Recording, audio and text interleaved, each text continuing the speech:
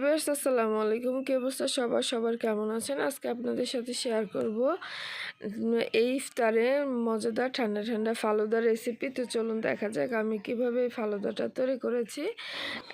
এখানে আমি প্রথমে একটা প্যান বসিয়ে দিয়েছি এবং এখানে 1 লিটার মতো দুধ আছে। আমি কিছুটা গুঁড়া দুধ অ্যাড করে নিব। গুঁড়া দুধ দিলে এর ফ্লেভারটা অনেক গুণে বেড়ে যায়।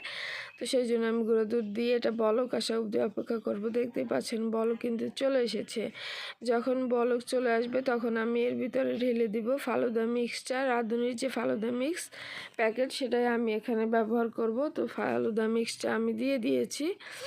তো যখন হবে তখন আমি এটা চুলা বন্ধ করে দেব। দেখতেই পাচ্ছেন আমি অনেকক্ষণ জাল করে নিয়েছি। তো আমার ফালুদা মিক্সটা প্রস্তুত।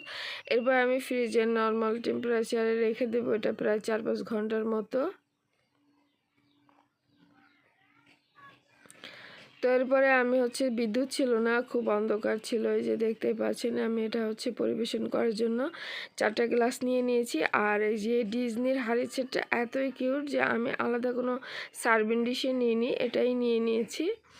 তো এরপরে আমি যে এটা পরিবেশন করে ডেকোরেশন করে আপনাদেরকে দেখাবো। তো আমার ফালুদাটা যে একটু ঘন হয়ে গিয়েছিল। আমি এটাতে কিছুটা পরিমাণ দুধ দিয়ে এটা যে একটু মানে তরল করে নিব, যাতে এতটা ঘন না হয়। সবসময় রান্না করলে একরকম হয় না, এটাই যে সমস্যা। আর গাইস, আমার কথা বলতে খুবই সমস্যা হচ্ছে, কারণ যে আমার মানে জ্বর আসার কারণে মুখে প্রচণ্ড ব্যথা, কথা বলতে পারছিলাম না। তো আমি এটাতে দুধ দিয়ে দিয়েছি, এটা কিছুটা তরল হয়ে গিয়েছে। এরপর রুয়াবজা দিয়ে আমি 4টা গ্লাসই খুব ভালো করে মানে ডেকোরেশন করার জন্য প্রস্তুত করে নিব।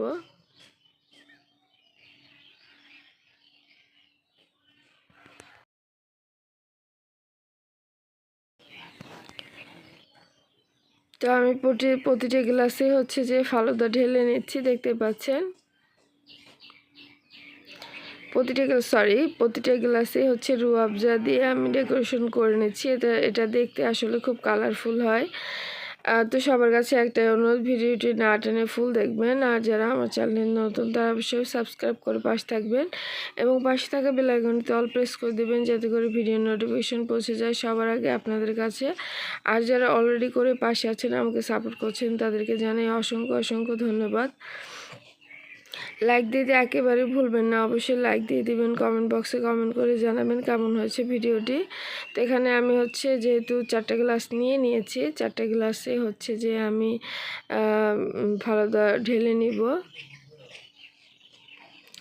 আমি ফালুদাটা অলওয়েজ সবসময় স্ট্রবেরি আইসক্রিম দিয়ে করে থাকি। তো আমি প্রথম গ্লাসে ফালুদাটা ঢেলে নিচ্ছি।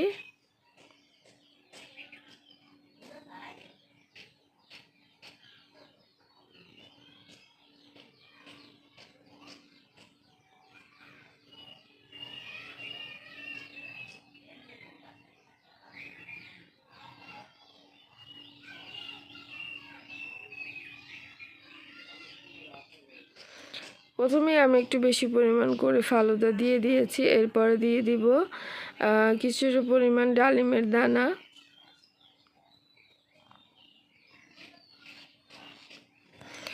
এটা আমি জেলোটা অ্যাড করিনি, জেলোটা আমার কাছে খেতে ভালো লাগে না, যার কারণে আমি জেলোটা স্কিপ করে দিয়েছি। আর এই যে দেখতে পাচ্ছেন আমি আইসক্রিম দিয়ে নিচ্ছি স্ট্রবেরি ফ্লেভারের। এরপর এর উপরে আরও কিছুটা ফালুদা দিয়ে দিচ্ছি।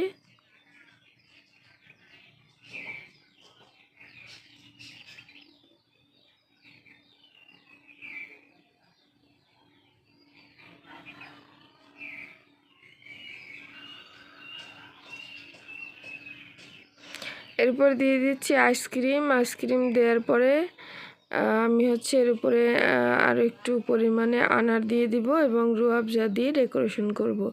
এতে করে এটা দেখতে কালারফুল হয় আর খেতে অনেক মজাদার হয়। রুয়াবজা ছাড়া ফালুদা খেতে আমার কাছে মোটেও ভালো লাগে না।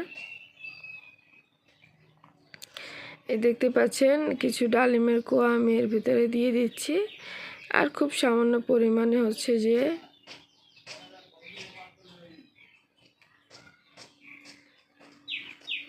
রুয়াবজা দিয়ে দিব, এটা দেখতে কালারফুল হবে। এটা দেখতে যতটা না সুন্দর, খেতে তার থেকেও বেশি মজাদার হয়। আশা করি সবার কাছে ভালো লাগবে আমার এই রেসিপিটি। সবাই ভালো থাকবেন, সুস্থ থাকবেন এই কামনায় বিদায় নিচ্ছি সবার কাছ থেকে। আল্লাহ হাফেজ।